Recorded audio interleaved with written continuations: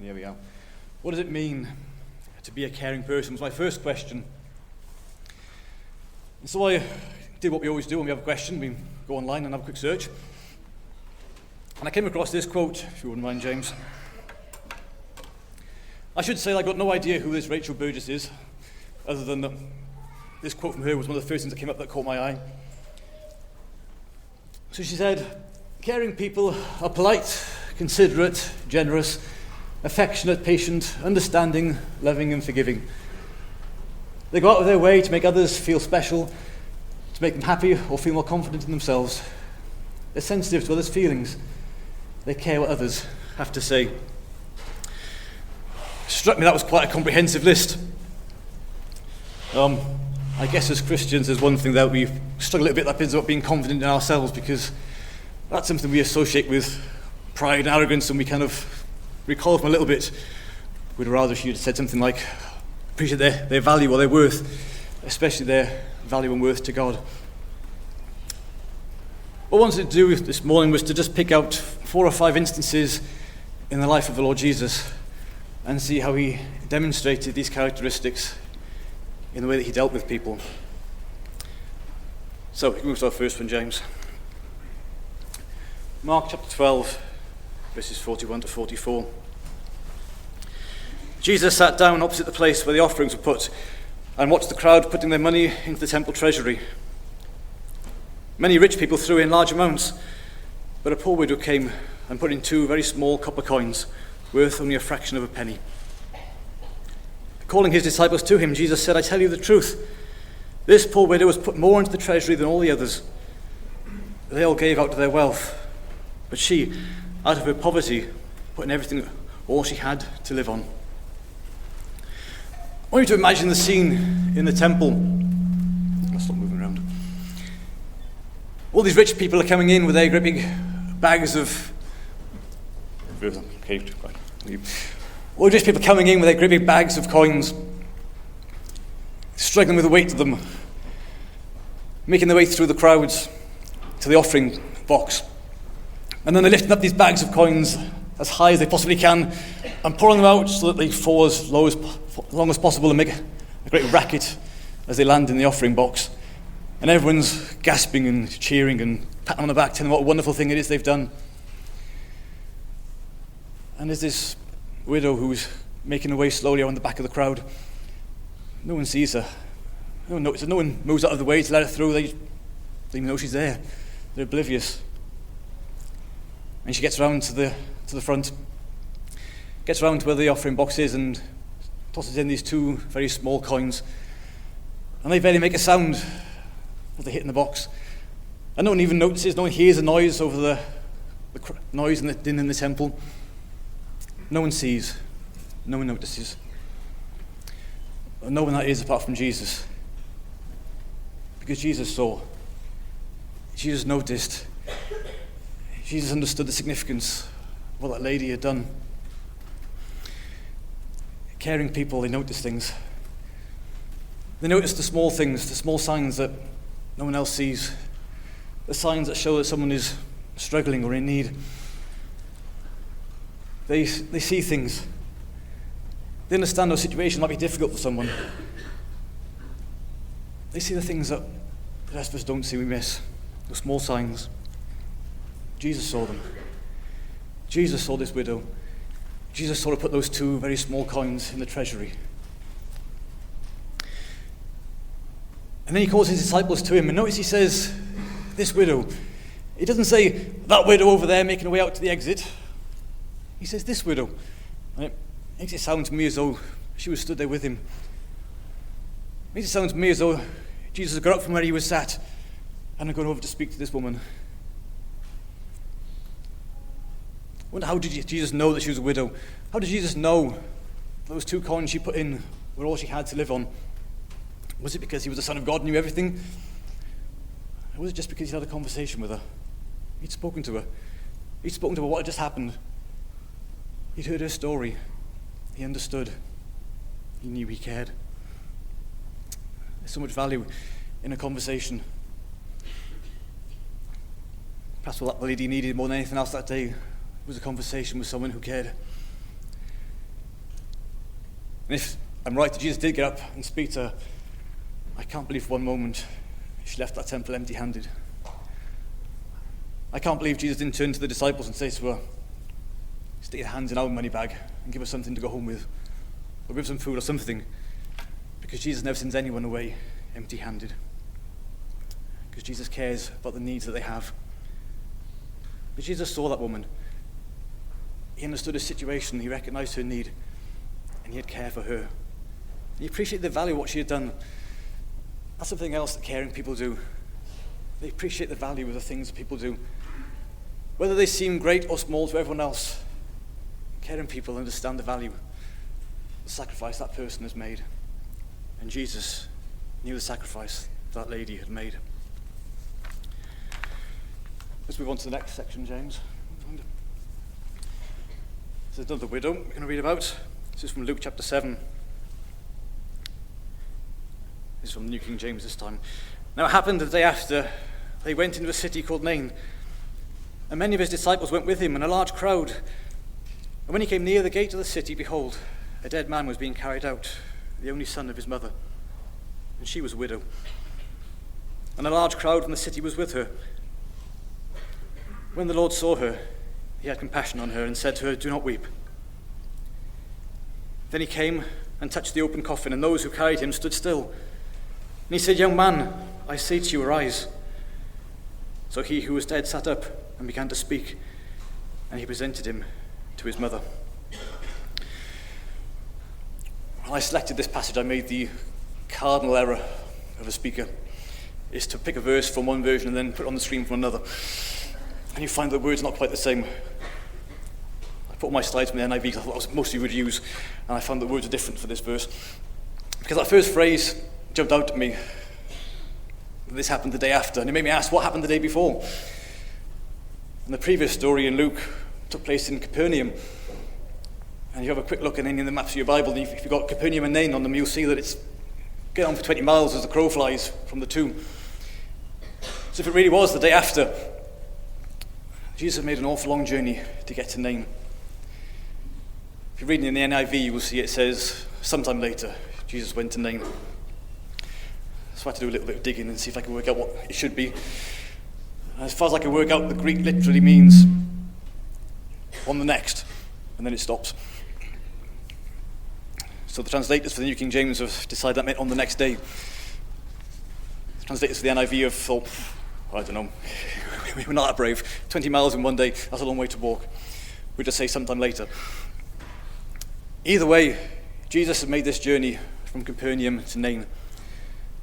This 20 miles as the crow flies, I've got no idea how long it would have taken in the route they took. Would have been longer, most likely. Jesus and the people with him would have been weary. They would have been tired, maybe hungry, maybe thirsty.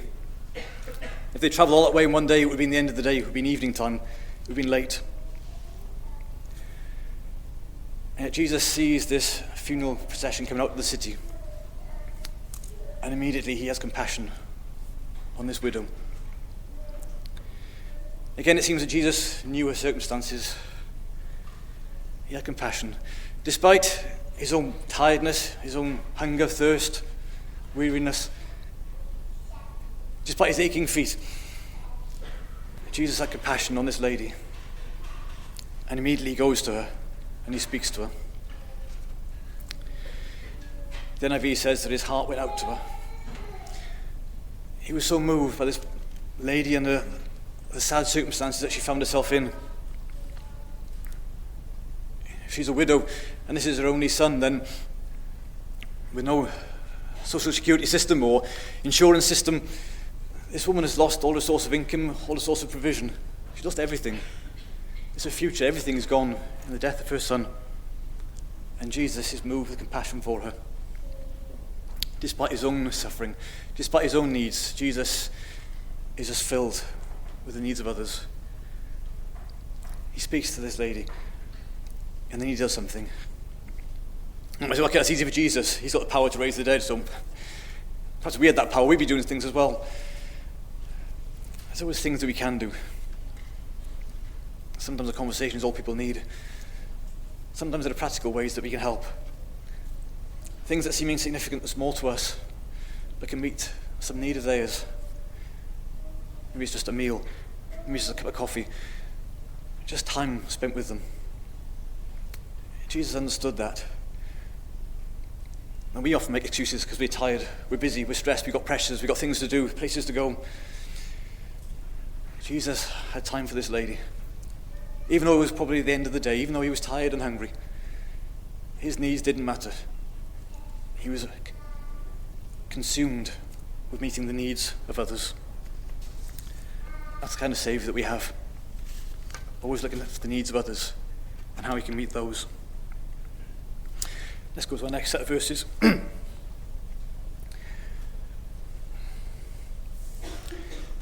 Matthew 14 this time, verses 13 to 16.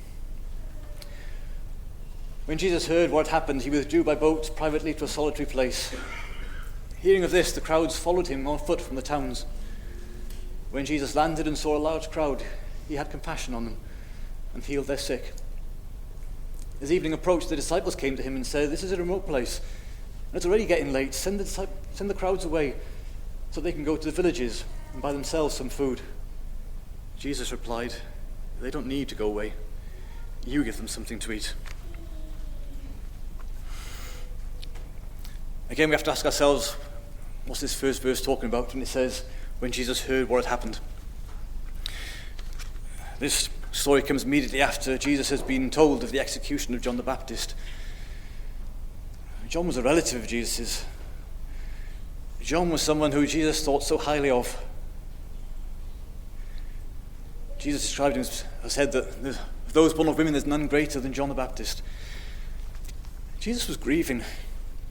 Jesus was sorrowing.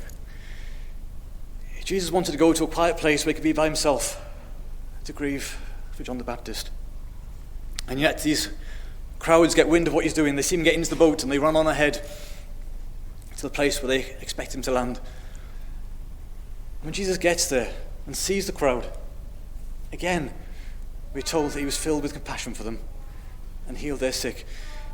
Despite that inner turmoil that he was obviously going through in his grief and sorrow, still, he's consumed with the needs of others and he has compassion on them. He meets their need. He heals the sick. We're told that he taught the people all day. He cared for them. He cared for all their needs. And then gets to the end of the day. And the disciples get a bit panicky, wonder what they do with this crowd of people. And they say to Jesus, "Send them away. They need to go home. They need to make their own way home. They need to go and find food and bread. We haven't got anything to support them. Send them away." And Jesus says one of the most wonderful things he ever says. He says, "They don't need to go away." That's a caring person for you. Caring people have always got time. Caring people never send other people away when they have needs. Caring people are never too tired. It's never too late. Caring people are always available. Jesus says they don't need to go away. Jesus never sends anyone away. That's a Saviour we've got.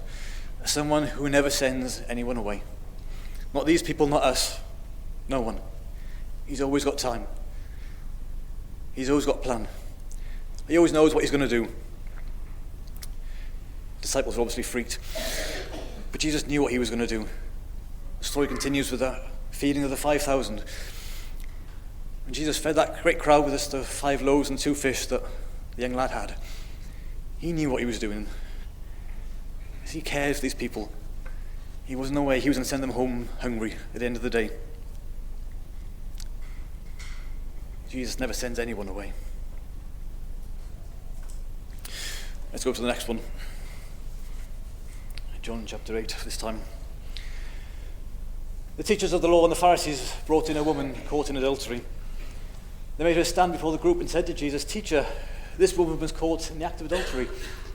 In the law, Moses commanded us to stone such women. Now what do you say?" They were using this question as a trap in order to have a basis for accusing him. But Jesus bent down and started to write on the ground with his finger. When they kept on questioning him, he straightened up and said to them, "If any one of you is without sin, Let him be the first to throw a stone at her. Again he stooped down and wrote on in the ground. And again, please, James, for the next one. At this, those who heard began to go away one at a time, the old ones first, until only Jesus was left, with the woman still standing there. Jesus straightened up and asked her, "Woman, where are they? Has no one condemned you?" "No one, sir," she said. "Then neither do I condemn you," Jesus declared. "Go now and leave your life of sin." Once again, Jesus finds himself in a precious situation. We're told by John that this was a trap that the Pharisees and the elders had set for him. They were trying to catch him out because they knew that Jesus was a caring person. They knew the compassion that he had for people. And they were convinced there was no way Jesus was going to condemn this woman to death when she was stood right in front of him. Being a caring person makes you vulnerable. It brings you into challenging, difficult situations where people take advantage of you.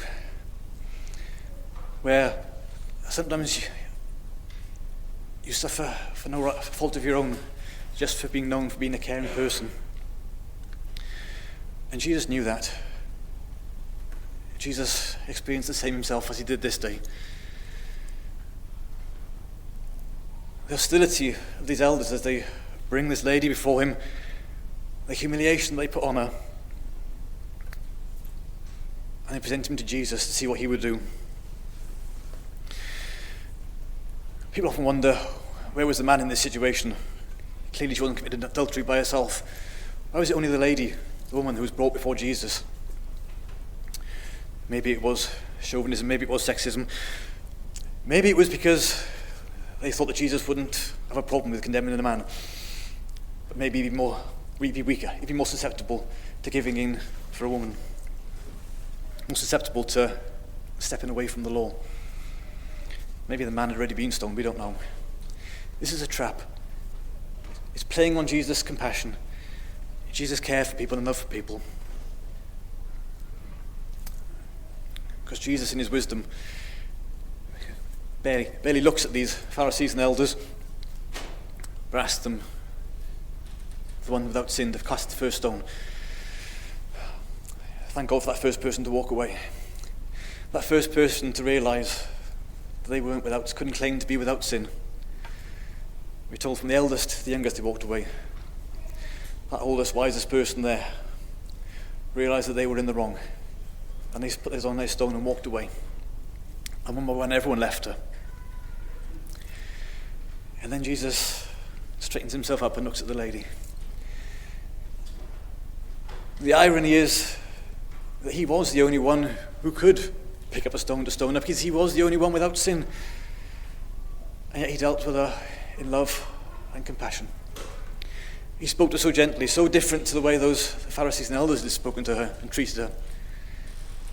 He treats her with dignity, with respect. "Has no one condemned you?" he says. She says, "No one, sir." "Neither do I condemn you." And when Jesus forgave anyone their sin, he was committing himself once again to the path to Calvary. Because that was another sin that he was going to suffer for. Another sin he was going to die for. And he has no hesitation in saying to this lady, "I do not condemn you." Praise God that God did not send his Son into the world to condemn the world, but to save the world. It was true for this lady, it's true for us. Despite our mistakes, despite our weaknesses and our faults, Jesus doesn't condemn us. He saves us. We live in a world that's quick to condemn, a world that's quick to point the finger, a world that likes to point the blame and know who it is to accuse and to put all the responsibility on for causing the problem. Caring people don't condemn. Caring people forgive. Caring people are willing to give a second chance. Caring people get let down, but they do it again. They give another chance. Jesus was a caring person. Right, we press on. We've got a couple more to go through. John 4 this time. When the Lord learned of this, he left Judea and went back once more to Galilee. Now he had to go through Samaria, so he came to a town in Samaria called Sychar, near the plot of ground Jacob had given to his son Joseph. Jacob's well was there. And Jesus, tired as he was from the journey, sat down by the well. It was about the 6th hour. And the next one, please, James. When a Samaritan woman came to draw water, Jesus said to her, "Will you give me a drink?" His disciples had gone into the town to buy food. The Samaritan woman said to him, "You are a Jew, and I'm a Samaritan woman. How can you ask me for a drink?" For Jews do not associate with Samaritans. Jesus answered her, "If you knew the gift of God and who it is that asks you for a drink, you would have asked him, and he would have given you living water."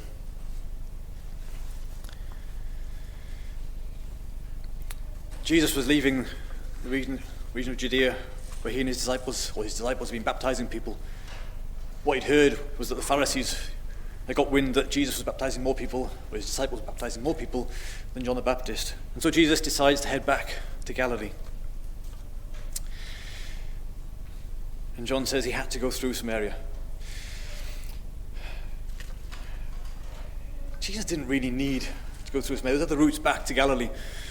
And most Jews would have chosen the route following the River Jordan, most likely. They would have avoided Samaria at all costs because, as John says to us, Jews had no dealings with Samaritans. They avoided them like the plague. Didn't want to go near them. Jesus needed to go through Samaria. Jesus had somewhere he needed to go, someone he needed to see. He needed to go through Samaria. And he arrives at Sychar at midday. I don't know what time he set out that morning, but presumably he's going to be walking for maybe 3 hours or something. And already he's weary from the journey. We can only assume that it was a tough journey, tough terrain to cross, maybe a very hot sunny day with the warm Mediterranean sun beating down on them. And Jesus gets to Sychar and he's weary. Jesus was willing to put himself out for the benefit of others. It was a tough journey he was taking that day, but he needed to be at Sychar to meet this woman. Caring people put themselves out for others. Caring people don't stand there and consider the cost and think, "I'm not doing that, sorry, it's too much. I can't do that for you." Caring people count the cost and think, "Yep, it's going to cost me, but I'm going to do it anyway." That's what Jesus did. He counted the cost and did it anyway. That was his nature. We haven't got time to read the conversation Jesus had with that woman. It's a conversation, again, where Jesus treats someone with dignity and respect, lets them speak, doesn't talk over them, lets them say what they have to say. The disciples, it says, were amazed that Jesus was talking to this lady, but he was. And I would encourage you to go away and read that conversation. Jesus was able to meet her need that day. Unlike the other people we've read about, she didn't have a physical need that was obvious, but she had a spiritual need. This lady who had had 5 husbands and was now living with someone else who wasn't her husband. Such a mixed up life, mixed up background, and yet there was something in her that was looking for God because Jesus could speak to her about worshipping God. And she engaged in that conversation. Jesus knew where she was. And she engaged him on this business of worshipping God and where he should worship God. And how when Messiah came, he would tell him everything. And Jesus could say to her that he was he. She had all sorts of, a messed up home background for a start. Misconceptions, misunderstandings about who God was. Jesus didn't criticize her. He didn't talk over her, he didn't criticize her. He treated her with such respect. He let her speak. Let her say what she needed to say before stepping in and expanding her understanding. Jesus ended up staying in the village for 2 days. 2 whole days coming from this time when he needed to go through Samaria. We're almost out of time, so we've got one more story to look at. Mark 1 this time. A man with leprosy came to him and begged him on his knees, "If you're willing, you can make me clean." Filled with compassion, Jesus reached out his hand and touched the man. "I am willing," he said, "be clean." Immediately the leprosy left him and he was cured. Jesus sent him away at once with a strong warning. "See that you don't tell this to anyone, but go, show yourself to the priest and offer the sacrifices that Moses commanded for your cleansing as a testimony to them." Instead, he went out and began to talk freely, spreading the news. As a result, Jesus could no longer enter a town openly, but stayed outside in lonely places. Yet the people still came to him from everywhere. It's not the only time in the Gospels we read of Jesus meeting someone who had leprosy. One of the skin diseases that was so badly misunderstood at the time, the diseases that made people an outcast. Diseases that made people avoid them. And this man comes to Jesus and begs him on his knees to heal him, to make him clean. "If you're willing," he says. Jesus is always willing to make people clean. And Jesus is filled with compassion and reaches out and touches the man. I wonder when the last time was anyone touched that man. And how significant it was to him to feel the touch of Jesus. Jesus touched him. And obviously, immediately, he was healed. The leprosy left him and he was clean. Once again, Jesus is filled with compassion and acts and responds to meet the need of someone. And yet this time, in many cases, is a tragedy. Because no sooner is this man healed than he lets Jesus down. Jesus gives him this instruction not to tell anyone what's happened to him, but go and show himself to the priest and offer the sacrifices that were required by the law when you were healed of leprosy. And instead, the man goes and blabs to everyone. Goodness knows whether they ever made it to the temple. Goodness knows whether they ever made the sacrifices that we were supposed to. Whether they ever got inspected by the priests. And as a result, Jesus' life got more difficult. He couldn't enter the town openly anymore. He had to stay outside in the lonely places. Caring people get hurt. Caring people get let down by the people they're caring for. But they do it anyway. I don't suppose it was a surprise to Jesus what this man did. Jesus probably knew it was going to happen. But he cared for the man anyway. He was still filled with compassion and met his need anyway. Even though he was let down and hurt by him. Even though it made his life more difficult afterwards. Jesus still healed the man. Because caring people can't help themselves, they keep on caring. Even when they've been hurt. Even though there's times when they decide not to do it anymore because it's not worth it. Before long they're doing it again because they can't help it. They're caring people. It's what they do. Jesus had to stay outside in the lonely places. There's often a cost to caring. A cost that perhaps some people are not willing to pay. Jesus was willing to pay the cost of caring. We know that, don't we? Ultimately, he paid the cost of caring for us to the point of going to Calvary. If he's prepared to pay that cost for us, then there's no other cost that he would refuse to pay. For this man, he was prepared to pay the cost of staying outside in lonely places for that man to be healed. Because Jesus was a caring man. We come back to our question. If you wouldn't mind, James, for the next slide. We started with, what does it mean to be a caring person? Hopefully in the verses we've seen all these things and more demonstrated in the life of Jesus. And so it leads us to the conclusion on the last slide, James. To be a caring person is to be like Jesus. And that's the challenge for us. To be people who care like Jesus. No, I should say I don't stand here today as you are someone who's got this crack, because I ain't. Not by anywhere close. I'm fortunate to have people in my life who are much closer at it than I am and can drag me along with them. But to be like Jesus, we need to become caring people. We need to be people who count the cost, but still do it. People who keep our eyes and ears open and notice the small things and see when people have difficulties in their lives and see what we can do to help. People who notice when times are hard, when situations are difficult.